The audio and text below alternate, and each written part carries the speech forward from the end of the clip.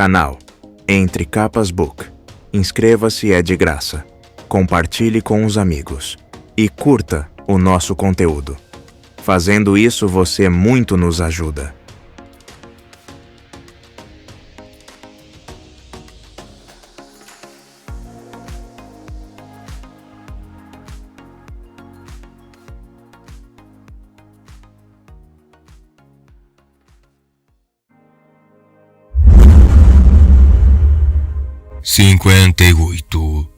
A Jornada.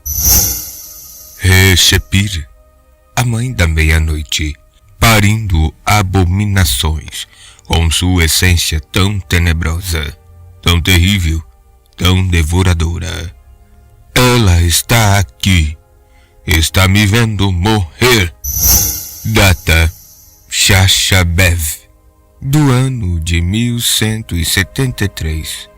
8 segundos antes da morte. O indivíduo era um estivador olhos escuros de 40 e poucos anos, pai de 3 filhos. Odeio estar errado, disse Adolin, reclinando-se na cadeira, uma mão pousada tranquilamente na mesa de topo de cristal, a outra agitando o vinho na taça. Vinho amarelo. Não estava de serviço naquele dia, então podia relaxar um pouco. O vento despenteava seu cabelo.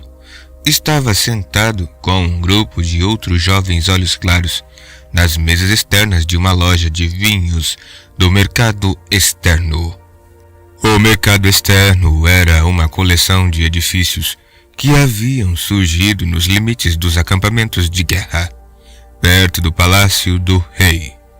Uma mistura eclética de pessoas passava pela rua abaixo do terraço onde ficava a mesa. Acredito que todo mundo compartilha desse seu ódio, Adolin, disse Jacamav, inclinando-se com os 2 cotovelos na mesa.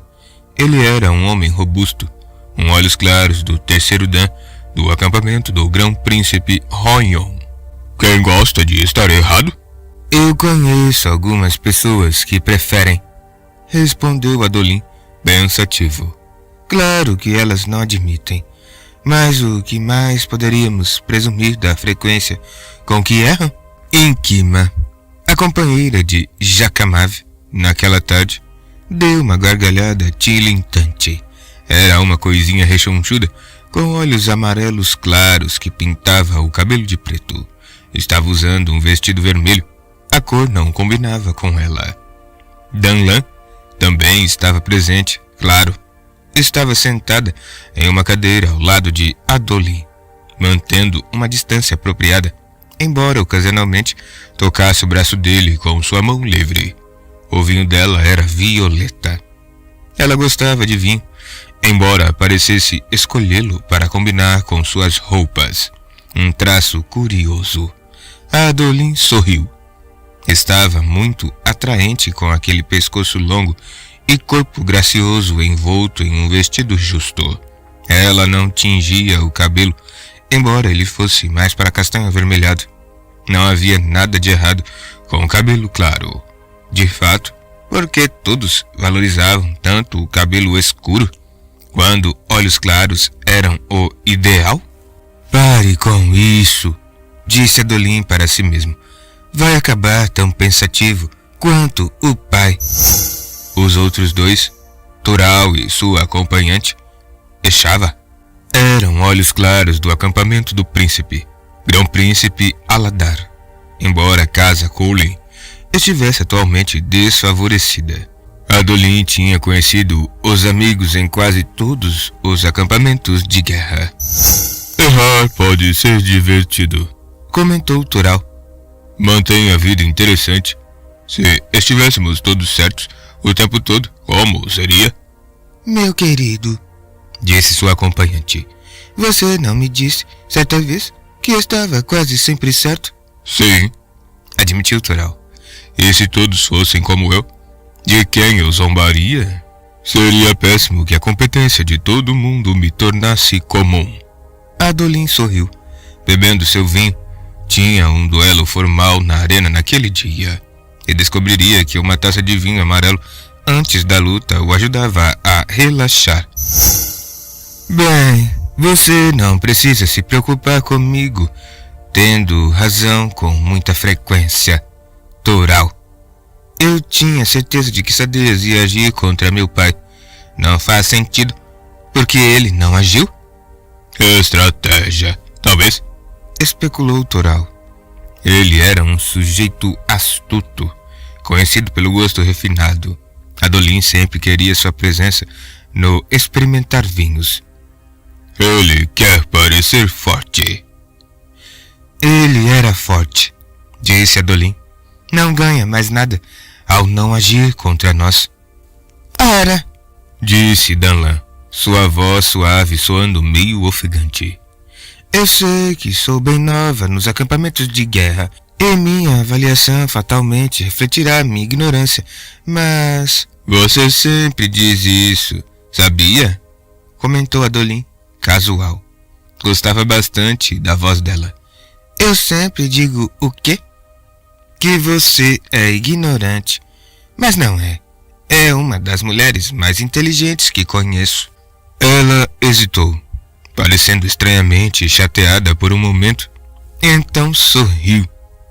Você não devia dizer tais coisas, Adolin, quando uma mulher está tentando mostrar humildade. Ah, claro, humildade. Eu havia esquecido que isso existe. Tempo demais junto dos olhos claros de Sadeias? Perguntou Jacamav, provocando outra gargalhada em Inkima. De qualquer modo, disse Adolin. Sinto muito. Por favor, continue. Eu estava dizendo, prosseguiu Danlan, que duvido que Sadeias deseje começar uma guerra.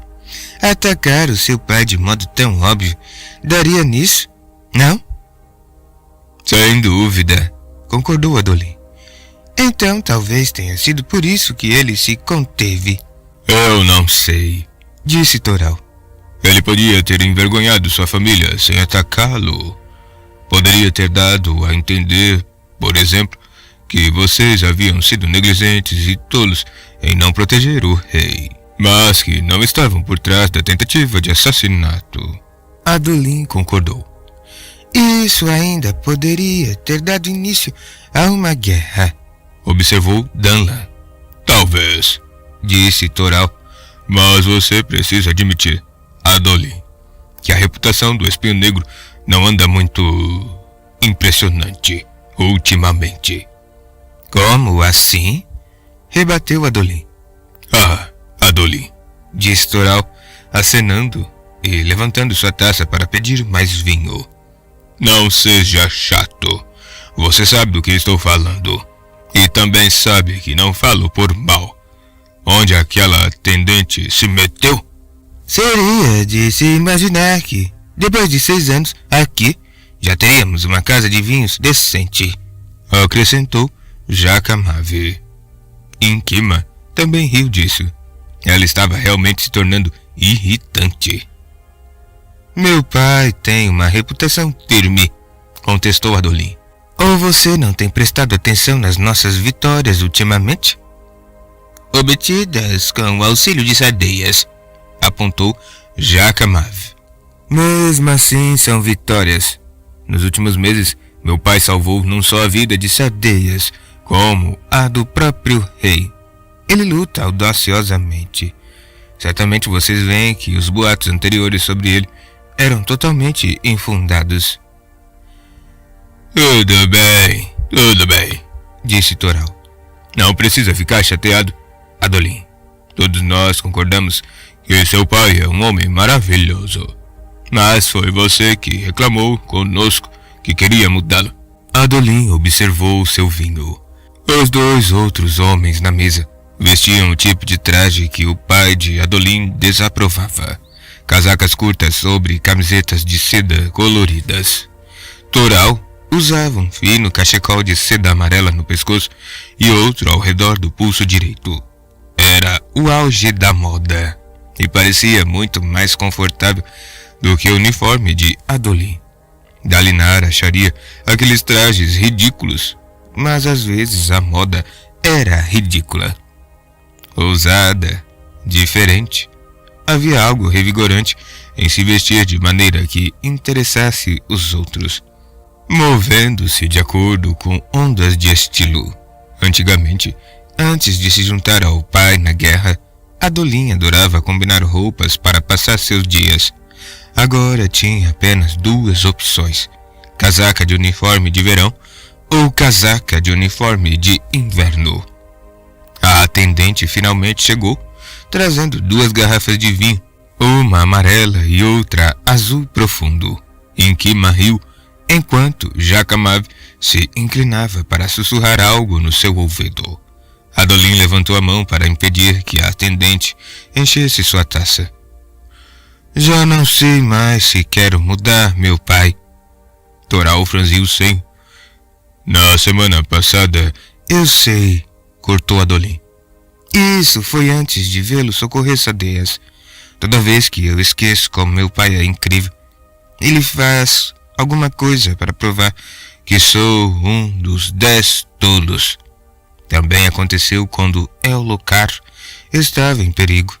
É como se meu pai só agisse assim quando ele realmente se importa com alguma coisa.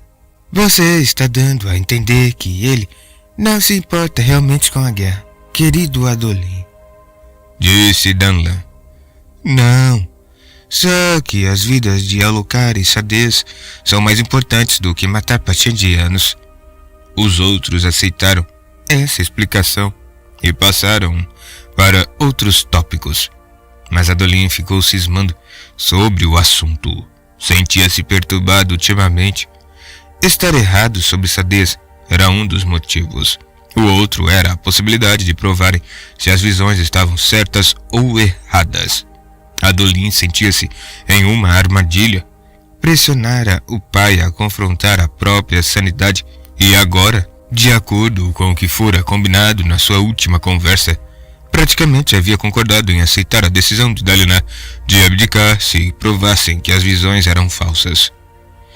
Todo mundo odeia estar errado, pensou Adolin.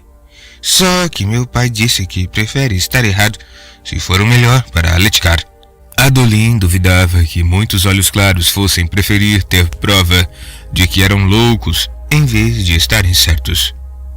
Talvez, disse Eshava, mas isso não muda todas as tolas restrições dele.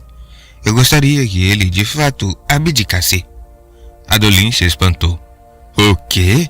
O que você disse? Eshava olhou para ele. Nada. Só conferindo se você estava prestando atenção. Adolin. Não. Diga-me o que estava falando. Ela deu de ombros, olhando para Toral, que se inclinou para a frente. Não pense que os acampamentos de guerra estão ignorando o que acontece com seu pai durante as grandes tormentas, Adolin. Andam dizendo que ele deveria abdicar por conta disso. Seria uma tolice, respondeu Adolin com firmeza, levando em conta o grau de sucesso que tem mostrado em combate. Abdicar seria de fato um exagero, concordou Danlan. Contudo, Adolin, eu gostaria mesmo que convencesse seu pai a diminuir essas restrições tolas no nosso acampamento. Você e os outros homens Crowley poderiam realmente retornar à sociedade. Eu tentei, disse ele, verificando a posição do sol. Acredite, e agora, infelizmente, preciso me preparar para um duelo. Com a sua licença. Outro dos bajuladores de Sadeias? Perguntou Jacamav. Não. Danlan sorriu. É o luminobre Rezi. Tanadal andou fazendo certos comentários e isso pode servir para calar sua boca. Ela olhou para Adolin com ternura. Encontro você lá. Obrigado, disse ele, se levantando e abotoando a casaca. Beijou a mão livre de Danlan, acenou para os outros e saiu apressado para a rua. Foi uma partida um tanto brusca da minha parte. Será que perceberam como o discurso me deixou incomodado? Provavelmente não. Eles não o conheciam tão bem quanto Renarin. Adolin gostava de conviver com muitas pessoas, mas não era extremamente próximo de nenhuma delas. Não conhecia nem Danlan tão bem ainda, mas gostaria que seu relacionamento com ela durasse. Estava cansado das implicâncias de Renarin sobre seus rápidos flertes. Danlan era muito bonita. Parecia que o cortejo funcionaria. Ele passou pelo mercado exterior, as palavras de Toral pesando. Adolin não queria tornar-se grão-príncipe. Não estava pronto. Gostava de duelar e conversar com os amigos. Liderar o exército era uma coisa, mas, como grão-príncipe, ele teria outras preocupações, como, por exemplo, o futuro da guerra nas planícies quebradas, ou proteger e aconselhar o rei. Isso não devia ser problema nosso, ele pensou. Mas, como seu pai sempre dizia, se eles não fizessem, quem faria? O mercado exterior era muito mais desorganizado do que os mercados de dentro do acampamento de guerra de Dalinar. Ali, os edifícios precários, a maioria construída com blocos de pedra de uma pedreira próxima, haviam surgido sem nenhum plano específico. Muitos comerciantes eram tailenos, com seus típicos chapéus, coletes e longas sobrancelhas expressivas. O mercado movimentado era um dos poucos lugares onde soldados de todos os 10 acampamentos de guerra se misturavam. Na verdade, aquela passara a ser uma das principais funções do lugar. Era um campo neutro, onde homens e mulheres de diferentes acampamentos podiam se encontrar. Também fornecia um mercado que não era atualmente regulamentado, embora Dalinar houvesse estipulado algumas regras quando o mercado começou a mostrar sinais de ilegalidade. Adolin acenou com a cabeça para um grupo de soldados Crowley vestidos de azul que passava e eles bateram continência. Estavam patrulhando, alabadras nos ombros, elmos brilhantes. As tropas de Dalinar mantinham a paz ali, e suas escribas cuidavam do local, tudo às custas dele. Seu pai não gostava da configuração do mercado exterior ou da falta de muralhas do lugar. Dizia que uma incursão ali seria catastrófica, que violava o espírito dos códigos, mas fazia anos que os parcendianos não invadiam o lado aletiano das planícies. E se eles decidissem atacar os acampamentos de guerra, os batedores e guardas avisariam com antecedência. Então, qual era o propósito dos códigos? O pai de Adolin agia como se fossem extremamente importantes. Sempre esteja uniformizado, sempre esteja armado, sempre esteja sóbrio, esteja sempre vigilante quando houver risco de ataque. Mas ali não havia risco de ataque. Enquanto caminhava pelo mercado, Adolin olhou pela primeira vez com atenção e tentou perceber o que o pai estava fazendo. Era fácil identificar os oficiais de Dalinar. Usavam uniformes como ordenado, casacas e calças azuis com botões prateados, nós nos ombros para indicar a patente. Os oficiais que não eram do acampamento de Dalinar vestiam todo tipo de roupas. Era difícil distingui-lo dos comerciantes e de outros civis ricos. Mas isso não importa, pensou Adolin mais uma vez. Por que não vamos ser atacados? Ele franziu o senho, passando por um grupo de olhos claros, relaxando na frente de outra casa de vinhos. Assim como ele estivera fazendo, suas roupas, de fato, suas posturas e gestos, passavam a ideia de que eles só se importavam com a própria diversão. Adolin percebeu que isso o irritava. Havia uma guerra acontecendo. Quase todos os dias soldados morriam. Morriam enquanto os olhos claros bebiam e jogavam conversa fora. Talvez os códigos não fossem apenas para oferecer proteção contra os Parshendianos. Talvez houvesse algo mais. Dar aos homens comandantes respeitáveis e confiáveis. Tratar a guerra com a gravidade que ela merecia. Talvez fossem para que uma zona de guerra não virasse um festival. Os homens comuns precisavam permanecer atentos e vigilantes. Portanto, Adolin e Dalinar faziam o mesmo. Adolin hesitou e parou na rua. Ninguém o ofendeu ou mandou que se movesse. Todos viam sua patente, apenas o contornavam. Acho que agora entendo, ele pensou. Por que precisara de tanto tempo? Perturbado, ele se apressou no caminho até o embate do dia. Caminhei de Abamabar até Uritiru, declamou Dalinar, citando de memória. Nisto, a metáfora e a experiência são uma só coisa, inseparáveis como minha mente e memória. Uma contém a outra, e embora possa explicar uma delas a você, a outra é só para mim. Sadeias, sentado ao seu lado, ergueu uma sobrancelha. Ellocar estava sentado do outro lado de Dalinar, trajando sua armadura fractal. Ele a usava com cada vez mais frequência, certo de que havia assassinos sedentos por sua vida. Juntos, assistiam os homens duelando abaixo, no fundo de uma pequena cratera que Ellocar havia escolhido como arena de duelo dos acampamentos de guerra. As plataformas rochosas nas encostas de 3 metros ao redor serviam como excelentes arquibancadas. O duelo de Adolin ainda não havia começado, e os homens que estavam lutando agora eram olhos claros, mas não fractários. Suas espadas de duelo de lâminas sem fio estavam cobertas por uma substância branca que parecia a giz. Quando um deles conseguia atingir a armadura acolchoada do outro, deixava uma marca. Então, espere aí, disse Sadeias. O homem que escreveu o livro, Nohadon, é seu nome sagrado. Outros o chamam de Bajerden, embora não se saiba realmente se era esse seu verdadeiro nome. Ele decidiu caminhar até onde? De Abamabar até Uritiru, respondeu Dalinar.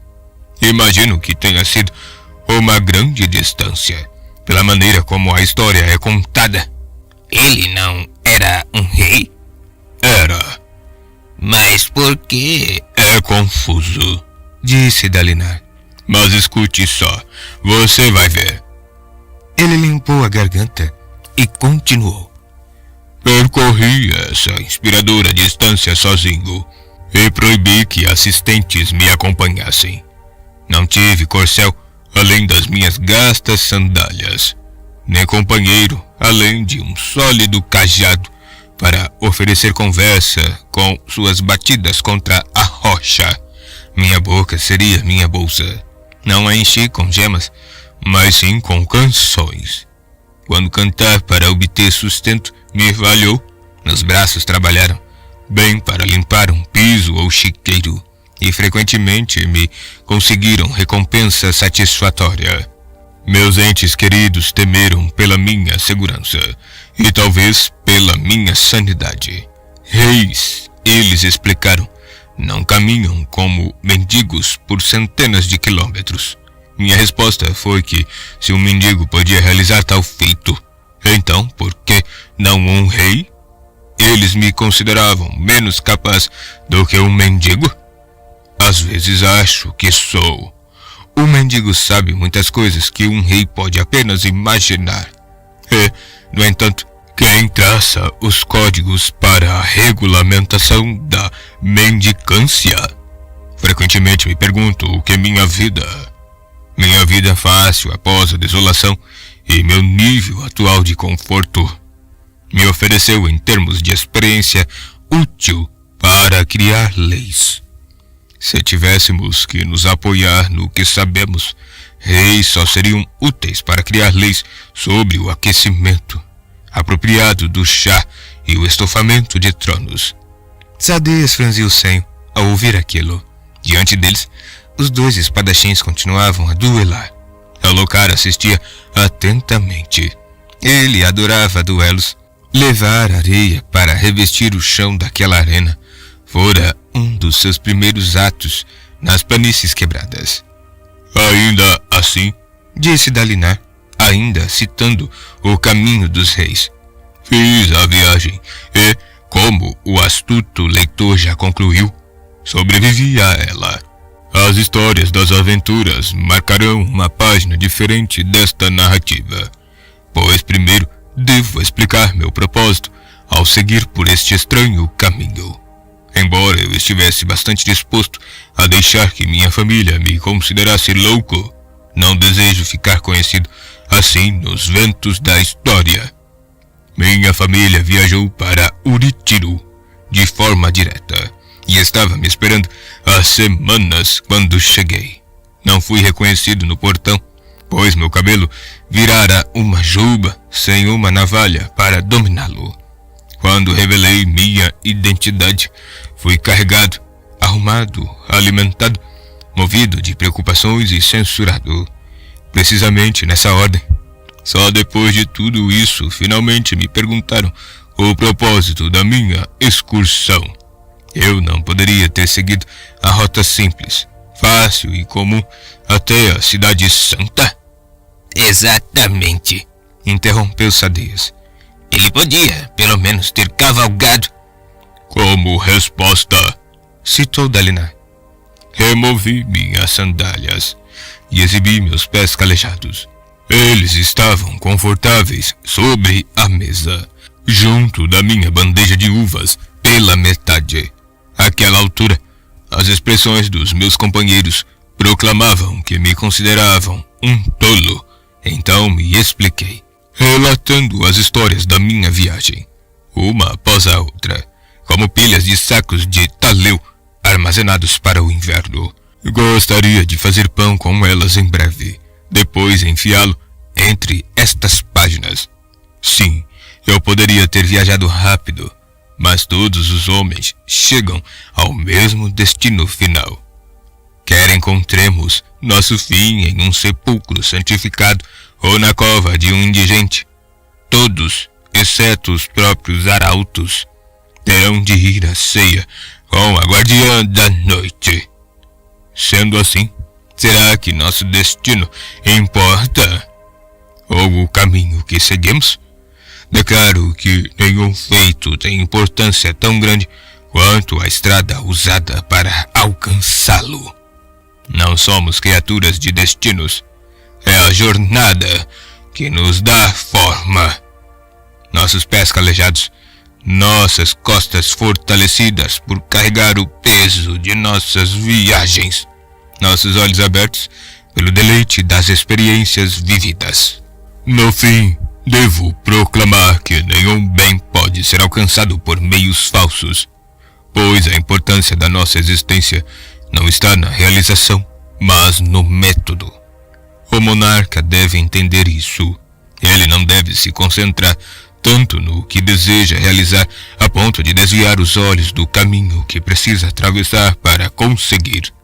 Dalinar se sentou.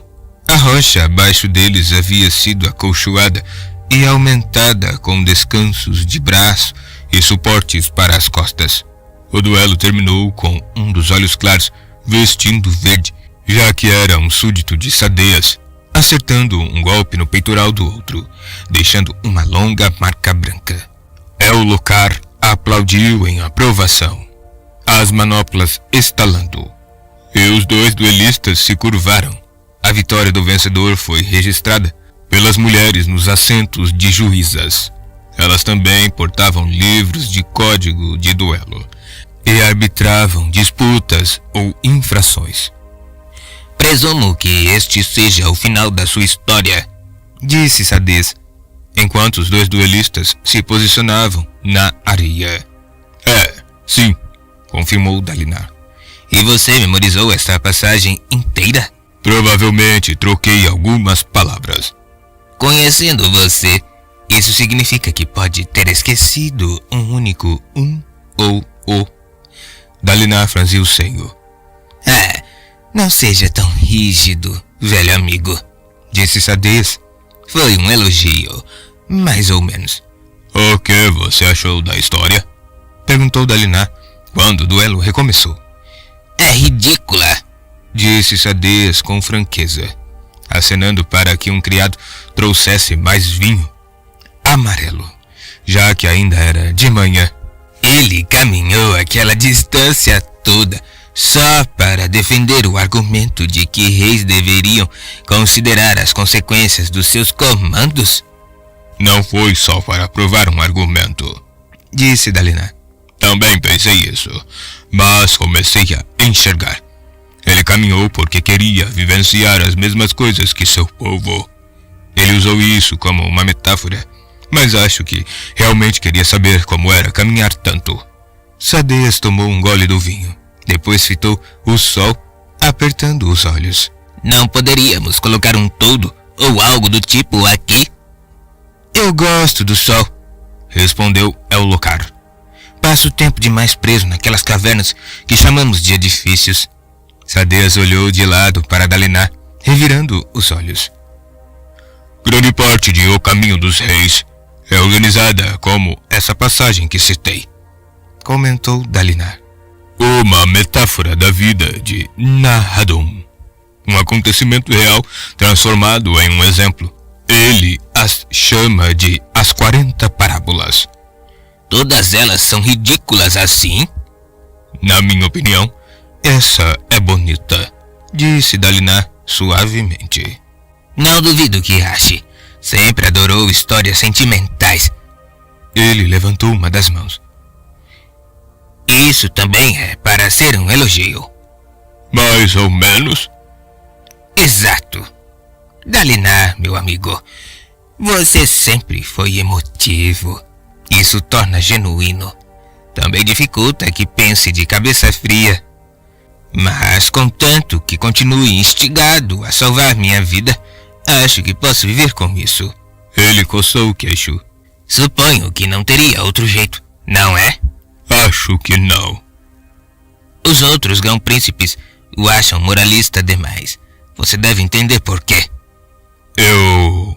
O que ele podia dizer? Não é minha intenção. Bem, você os provoca. Por exemplo, veja o modo como se recusa a reagir aos argumentos ou insultos deles. Protestar apenas chama atenção para a questão, disse Dalinar. A melhor defesa do caráter é agir corretamente. Se você age com virtude, será tratado de acordo pelas pessoas ao seu redor. Está vendo? É isso, replicou Sadeias. Quem fala desse jeito? Dalinar, comentou Ellocar, embora ainda estivesse assistindo ao duelo. Meu pai também falava assim. Exatamente, disse Sadeias.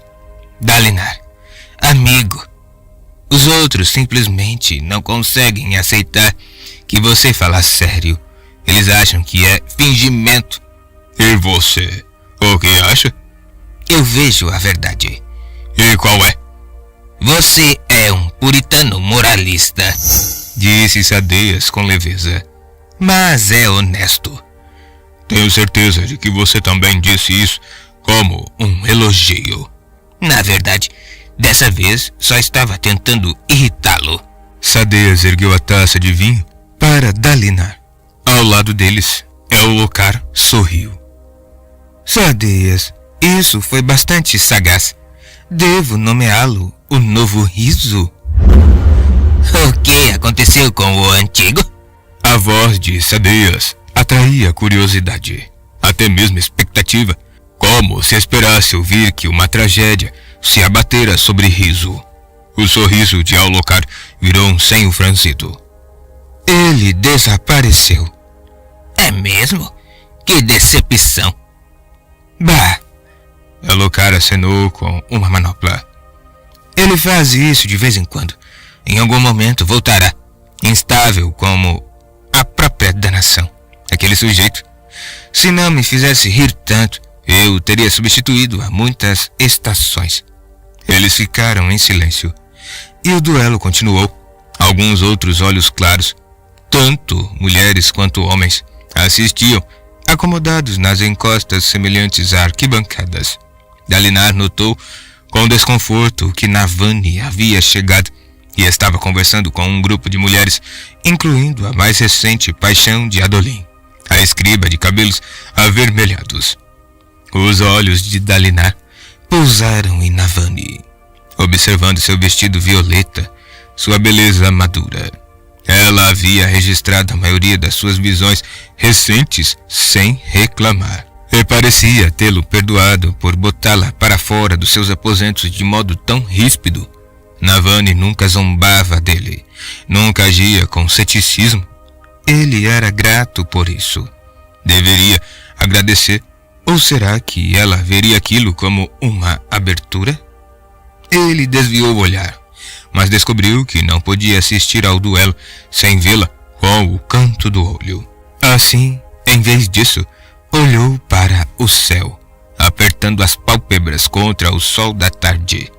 Os sons de metal atingindo metal ecoavam de baixo. Atrás deles, várias lesmas grandes estavam grudadas na pedra, esperando pela água de uma grande tormenta. Ele tinha tantas perguntas, tantas incertezas. Escutava o caminho dos reis e se esforçava para descobrir o que significava as últimas palavras de Gavilar. Como se, de algum modo, elas contivessem a chave tanto para sua loucura quanto para a natureza de suas visões. Mas a verdade era que ele não sabia de nada e não podia confiar nas próprias decisões. Isso o estava transtornando aos poucos. Pouco a pouco. Nuvens pareciam menos frequentes naquelas planícies varridas pelo vento. Apenas o sol fulgurante interrompido por furiosas grandes tormentas. O resto de Rochar era influenciado pelas tempestades. Mas ali no Oriente, as ferozes e indomadas grandes tormentas reinavam supremas. Será que qualquer rei mortal poderia ter esperança de conquistar aquelas terras? Havia lendas de que elas tinham sido habitadas, sido mais do que apenas colinas devolutas, planícies desoladas e florestas luxuriantes. Natanatã, o reino de granito. Ah! Disse Sadeas, soando como se houvesse provado alguma coisa amarga. Ele precisava vir? Dalinar baixou a cabeça e seguiu o olhar de Sadeas. O grão-príncipe Vamá havia chegado para assistir ao duelo, acompanhado por seu séquito. Embora a maioria dos homens usasse suas cores tradicionais, marrom e cinza, o próprio grão-príncipe vestia uma longa casaca cinza com fendas para revelar a brilhante seda vermelha e laranja por baixo, combinando com os babados nos punhos e no colarinho. Pensei que você gostasse de Vamá, disse Aulocar. Eu o tolero, replicou Sadeas, mas seu senso de estilo é absolutamente repulsivo. Vermelho e laranja. E nem mesmo um laranja queimado, mas um laranja berrante, de doer os olhos. E esse visual rasgado não está na moda há séculos. Ah, que maravilha! Ele está se sentando bem na nossa frente. Serei forçado a olhá-lo pelo resto da sessão. Você não devia julgar as pessoas tão duramente apenas pela aparência, censurou Dalinar. Dalinar, nós somos grão-príncipes, respondeu Sadeas secamente. Nós representamos a Letkar. Muitas pessoas em todo o mundo nos veem como um centro de cultura e influência. Consequentemente, eu não deveria ter o direito de encontrar uma apresentação apropriada? Uma apresentação apropriada? Sim, disse Dalinar. O certo é estarmos arrumados e asseados. Seria bom se seus soldados, por exemplo, mantivessem seus uniformes limpos. Arrumados, asseados e na moda, corrigiu Sadeias. E eu? Indagou Dalinar, olhando para seu uniforme simples. Você me colocaria nesses babados e cores fortes? Você não tem mais jeito. Ele levantou uma das mãos para evitar objeções. Não, estou sendo injusto. Esse uniforme tem certo tom atemporal. O traje militar, em virtude da sua utilidade, nunca sairá totalmente de moda. É uma escolha segura, constante. De certo modo, você evita a questão da moda ao não participar do jogo. Ele indicou Vamar com a cabeça. Vamar tenta jogar, mas é péssimo nisso, o que é imperdoável. Ainda digo que você dá importância demais a essas. As planícies quebradas estão rapidamente se tornando um destino para dignitários estrangeiros. É importante que nos apresentemos de uma maneira apropriada. Ele levantou um dedo para Dalinar. Se tenho que aceitar sua superioridade moral, meu amigo, então talvez seja a hora de você aceitar meu senso de estilo. Poderia-se dizer que você julga as pessoas ainda mais do que eu pelas roupas que usam. Dalinar ficou em silêncio. O comentário doeu pela verdade que continha. Ainda assim, se dignitários iam se reunir com os grão-príncipes nas planícies quebradas, seria demais pedir que encontrassem um grupo eficiente de acampamentos de guerra, liderados por homens que pelo menos pareciam generais? Dalinar se recostou para assistir ao fim do embate. Pela sua contagem, estava na hora da luta de Adolin. Os dois olhos claros que haviam lutado se curvaram para o rei. Depois se recolheram a uma tenda ao lado da arena de duelos. Um momento depois, Adolin pisou na areia, trajando sua armadura fractal azul escura. Ele carregava o elmo debaixo do braço, seu cabelo louro e preto despenteado com estilo. Ele acenou para Dalinar com uma mão recoberta pela manopla e inclinou a cabeça para o rei. Depois colocou o elmo. O homem que entrou logo depois dele vestia uma armadura fractal pintada de amarelo. O luminobre Hezi era o único fractário completo no exército do grão-príncipe Tanadal.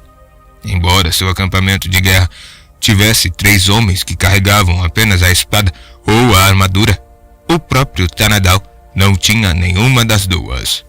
Não era incomum que um grão-príncipe confiasse fractais a seus melhores guerreiros. Não fazia muito sentido, particularmente quando se era o tipo de general que preferia permanecer atrás da linha de frente e organizar a tática.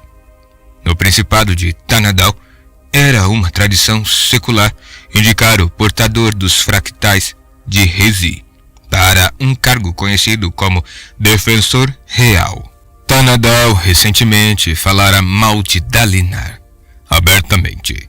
E assim Adolin era uma resposta moderadamente sutil. Havia desafiado o principal fractário do Grão-Príncipe para uma luta amistosa. Poucos duelos eram por fractais.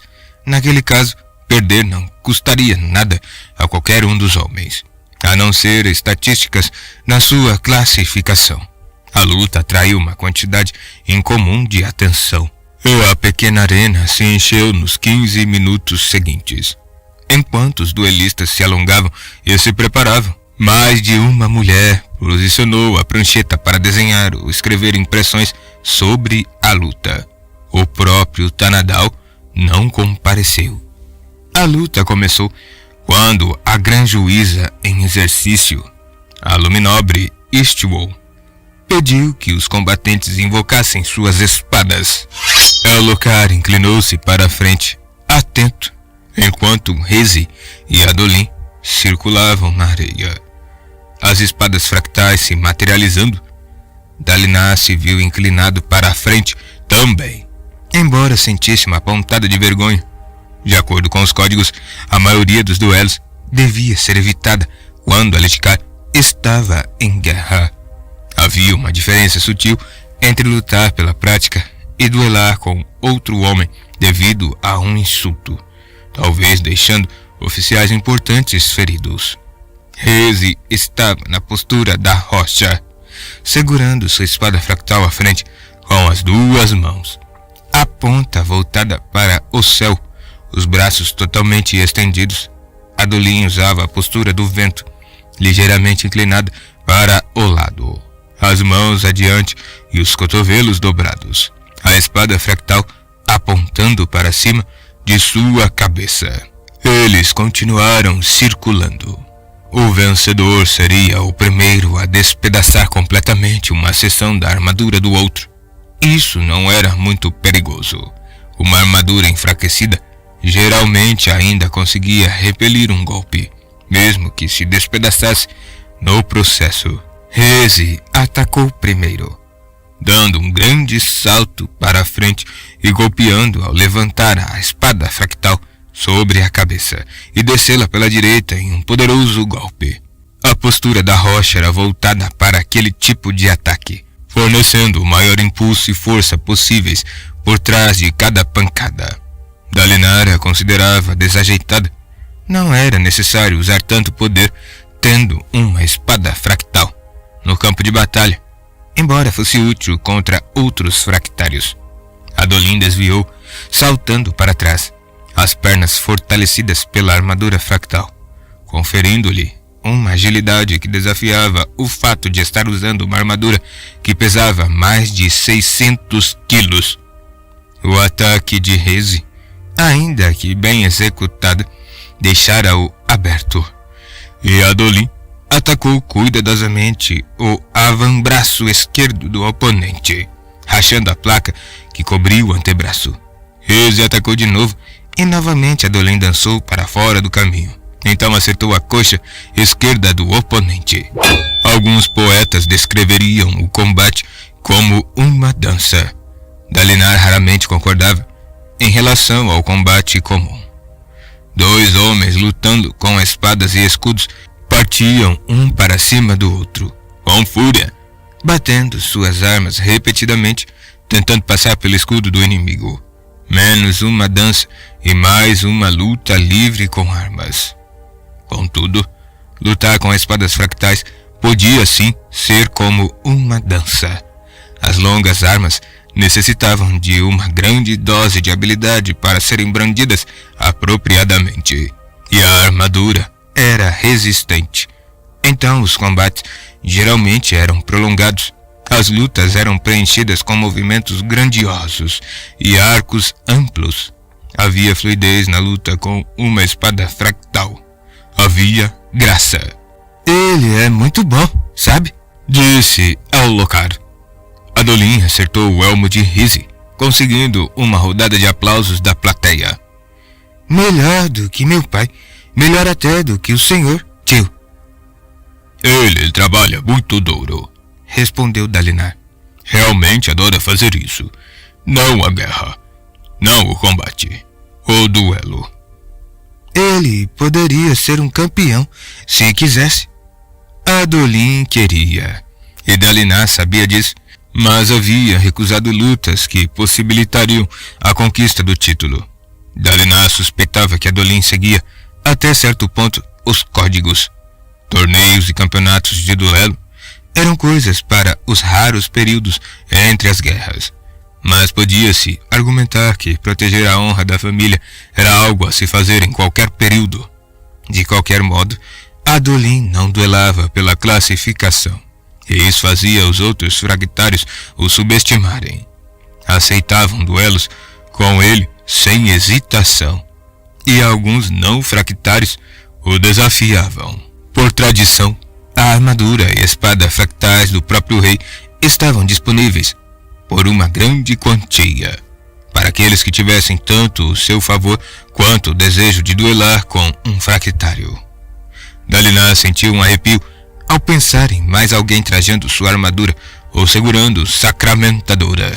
Não era natural, mas emprestar a espada e a armadura do rei, ou antes que a monarquia fosse restaurada, o empréstimo da espada e da armadura de um grão-príncipe era uma tradição forte. Nem mesmo Gavilã a quebrara, embora houvesse reclamado em particular. Adolin desviou-se de outro golpe, mas havia começado a se mover para as formas ofensivas da postura do vento. Reze não estava pronto para isso. Embora houvesse conseguido acertar Adolin uma vez no guarda-braço, o golpe foi superficial. Adolin avançou, movendo a espada em um padrão fluido. Reze recuou, caindo em uma postura de contragolpe. A postura da rocha era uma das poucas a contar com essa estratégia. Adolin afastou a espada do oponente com um golpe, tirando-a da postura. Reze se recompôs, mas Adolin desequilibrou-o novamente. Reze foi ficando cada vez mais descuidado no retorno à postura, e Adolin começou a atacar, acertando-o de um lado, depois do outro. Golpes pequenos e rápidos para enervar. Funcionaram. Reze berrou e se lançou em um dos golpes de cima para baixo, característicos da postura da rocha. Adolin reagiu perfeitamente, soltando uma das mãos da espada e levantando o braço esquerdo para aparar o golpe no seu avambraço, intacto. A placa sofreu uma grande rachadura, mas o movimento permitiu que Adolin movesse a espada para o lado e atacasse o coxote esquerdo rachado de Reze. A couraça da coxa despedaçou-se com o som de metal rasgando, as peças voando como em uma explosão, fumegando e brilhando como aço derretido. Reze cambaleou para trás. A perna esquerda não podia mais suportar o peso da armadura fractal. A partida havia acabado. Duelos mais importantes podiam seguir por 2 ou 3 placas quebradas, mas isso ia se tornando perigoso. A grã-juíza se levantou, declarando o término. Reze cambaleou para longe, arrancando o elmo. Todos podiam ouvi-lo praguejar. Adolin saudou o oponente, tocando o lado sem fio da sua espada na testa, depois dispensando a lâmina. Ele se curvou para o rei. Outros homens às vezes iam até a multidão se gabar ou aceitar elogios, mas Adolin retornou à tenda de concentração. Talentoso, de fato, comentou Ellocar. E um rapaz tão correto, disse Sadeas, provando sua bebida. Sim, respondeu Dalinar. Às vezes gostaria que estivéssemos em paz, apenas para que Adolin pudesse se dedicar aos duelos. Sadeas suspirou. Mas conversas sobre abandonar a guerra, Dalinar? Não foi isso que quis dizer. Você vive reclamando que desistiu desse argumento, tio, disse Ellocar, voltando-se para ele. Mas continua rodeando o tema, falando saudosamente da paz. As pessoas nos acampamentos o chamam de covarde. Sadeas achou graça. Ele não é covarde, Vossa Majestade. Posso garantir. Por quê, então? Perguntou Ellocar. Esses rumores cresceram muito além do razoável, protestou Dalinar. E ainda assim o senhor não responde minhas perguntas, disse Ellocar. Se pudesse tomar essa decisão, tio, faria com que deixássemos as planícies quebradas? O senhor é um covarde? Dalinar hesitou. Você deve uni-los, dissera aquela voz. É sua tarefa, e eu a atribuo a você. Será que sou um covarde? Ele se perguntou. Nohadon o desafiou, no livro, a examinar a si mesmo, a nunca ter tanta certeza ou arrogância a ponto de não querer buscar a verdade. A pergunta de Ellocar não fora sobre suas visões, e no entanto, Dalinar tinha a distinta impressão de que ele estava sendo covarde, pelo menos em relação ao seu desejo de abdicar. Se desistisse devido ao que estava acontecendo, seria de fato tomar o caminho mais fácil. Não posso desistir. Ele entendeu. Não importa o que aconteça, tenho que prosseguir até o fim. Mesmo se estivesse louco, ou um pensamento cada vez mais preocupante, mesmo se as visões fossem reais, mas as origens suspeitas. Preciso continuar, mas também preciso planejar e garantir que não derrubarei minha casa. Era uma linha tão tênue na qual caminhar. Nada nítido, tudo nebuloso. Ele estava pronto para fugir, porque gostava de tomar decisões coerentes. Bem, não havia nada coerente em relação ao que estava acontecendo com ele. Parecia que, ao tomar a decisão de continuar sendo Grão-Príncipe, havia colocado uma pedra angular importante para reconstruir as bases de quem era. Ele não ia abdicar. Estava decidido. Dalinar? Perguntou Elhokar. Você está bem? Dalinar piscou, percebendo que havia deixado de prestar atenção ao rei e às cadeias. Ficar olhando para o nada daquele jeito não melhoraria sua reputação. Ele se voltou para o rei. Você quer saber a verdade? Sim.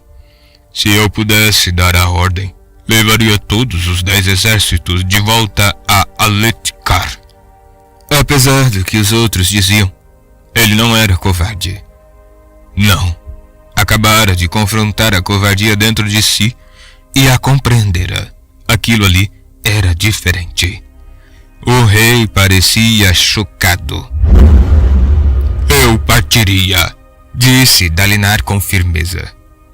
Mas não porque quero fugir ou porque tenho medo da batalha. Partiria porque temo pela estabilidade de Aletkar. Deixar essa guerra nos ajudaria a garantir nossa terra natal e a lealdade dos grão-príncipes. Eu mandaria mais emissários e eruditas para descobrir por que os Parshendianos mataram Gavilar. Nós desistimos disso rápido demais. Ainda me pergunto se o assassinato não foi cometido por criminosos ou rebeldes do povo deles. Eu descobriria como é a cultura deles. Sim, eles têm cultura. Se o assassinato não foi cometido por rebeldes, eu continuaria perguntando até saber por que fizeram aquilo. Eu exigiria restituição. Talvez que nos entregassem o próprio rei para execução, em troca da garantia de paz. Quanto às gemas coração, eu falaria com minhas cientistas e descobriria um método seguro de manter este território. Talvez anexando essa área em massa, protegendo todas as colinas devolutas. Pudéssemos realmente expandir nossas fronteiras e tomar as planícies quebradas. Eu não abandonaria a vingança, Vossa Majestade, mas prosseguiria com ela. E com nossa guerra aqui, de maneira mais ponderada. Nesse momento, sabemos muito pouco para sermos eficazes. Elhokar pareceu surpreso. Ele assentiu. Tio, isso na verdade faz sentido. Por que não me explicou antes? Dalinar ficou atônito. Algumas semanas atrás, Elhokar se indignara quando Dalinar apenas mencionara a ideia de retornar. O que havia mudado? Não dou ao rapaz crédito suficiente. Ele percebeu. Andei tendo dificuldade de explicar meus pensamentos, Vossa Majestade. Vossa Majestade, disse Sadeas, certamente não está de fato considerando esse último atentado contra a minha vida. Deixou-me perturbado, Sadeas.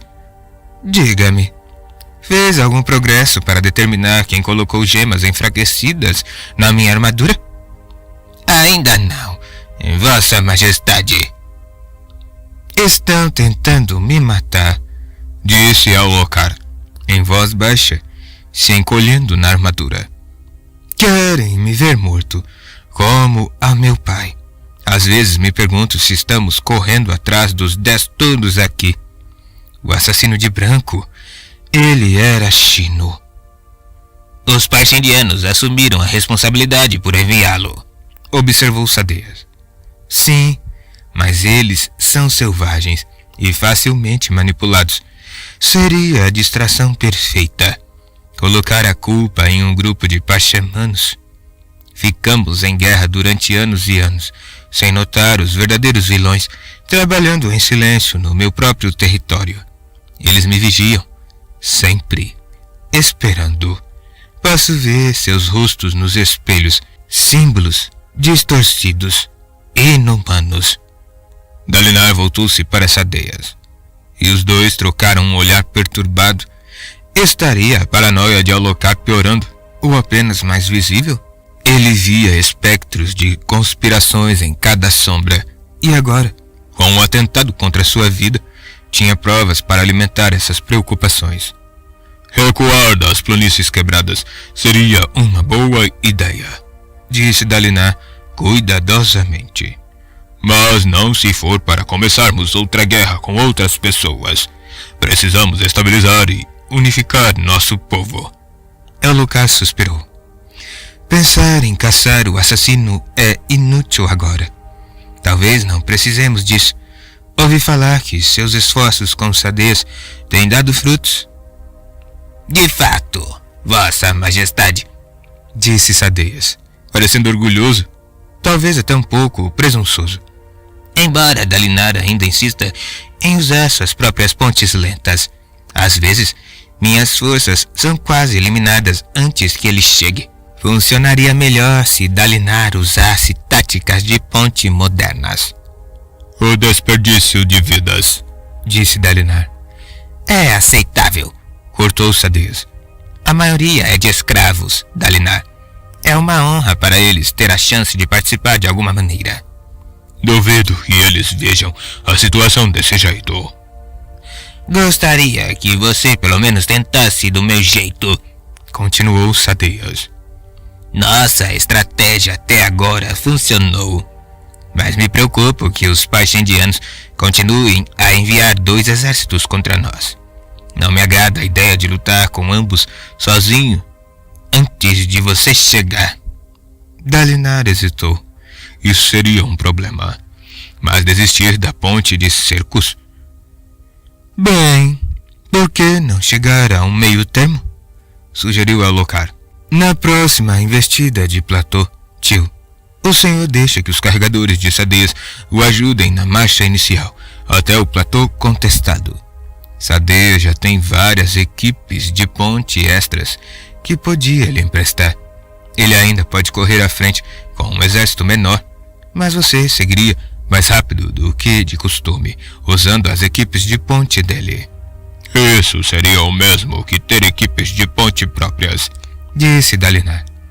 Não necessariamente, respondeu Alucard.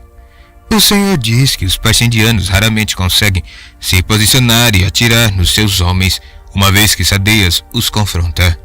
Os homens de Sadeias podem começar o ataque da maneira de sempre, e o senhor pode chegar quando ele houver garantido uma posição segura para o senhor.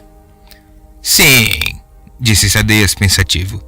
Os carregadores que você usar estarão seguros, e você não vai desperdiçar vidas, mas poderá chegar no platô para me ajudar 2 vezes mais rápido. E se você não conseguir distrair os parchendianos o suficiente? Indagou Dalinar. E se eles ainda posicionarem arqueiros para disparar contra os meus carregadores na hora da travessia? Então recuaremos. Sadeias suspirou. E decidiremos que o experimento fracassou. Mas pelo menos teremos tentado. É assim que avançamos, velho amigo, tentando coisas novas. Dalinar coçou o queixo pensativo. Vamos lá, Dalinar, disse Alucard. Ele seguiu sua sugestão de atacarem juntos. Tente do jeito dele, pelo menos uma vez. Muito bem, concordou Dalinar. Vamos ver como funciona. Excelente. Alucard se levantou. E agora? Acredito que vou cumprimentar seu filho. Aquela luta foi empolgante. Dalinar não achara a luta particularmente empolgante. O oponente de Adolin não chegara a obter vantagem em momento algum, mas era o melhor tipo de batalha. Dalinar não acreditava nos argumentos sobre uma boa luta ser entre dois oponentes equiparáveis. Ao vencer, era sempre melhor vencer rápido e com grande vantagem. Dalinar e Sadeias se levantaram respeitosamente, enquanto o rei descia as aflorações de pedras semelhantes a degraus rumo ao chão arenoso. Dalinar então voltou-se para Sadeias. Preciso ir. Mande-me uma escrivã para detalhar os platôs onde você acha que podemos tentar essa manobra. Da próxima vez que um deles estiver pronto para uma investida, marcharei meu exército até sua área de concentração e partiremos juntos. Você e seu grupo menor e mais rápido podem seguir na frente, e eu os alcanço quando estiverem em posição. Sadeias assentiu. Dalinar voltou-se para subir os degraus até a rampa de saída. Dalinar! Chamou Sadeias. Dalinar olhou para trás, para o outro grão-príncipe. O cachecol de Sadeias esvoaçava ao vento, os braços cruzados, o bordado dourado brilhando. Mande também uma das suas escrivãs, com uma cópia daquele livro de Gavilar. Pode ser divertido ouvir suas outras histórias. Dalinar sorriu. Vou mandar.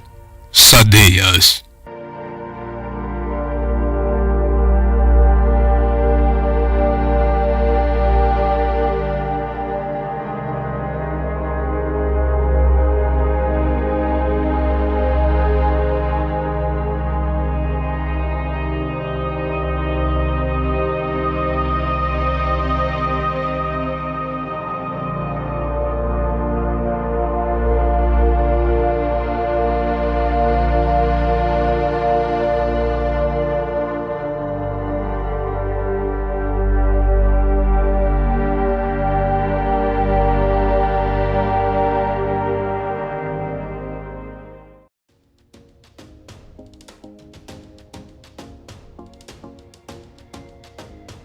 Canal Entre Capas Book.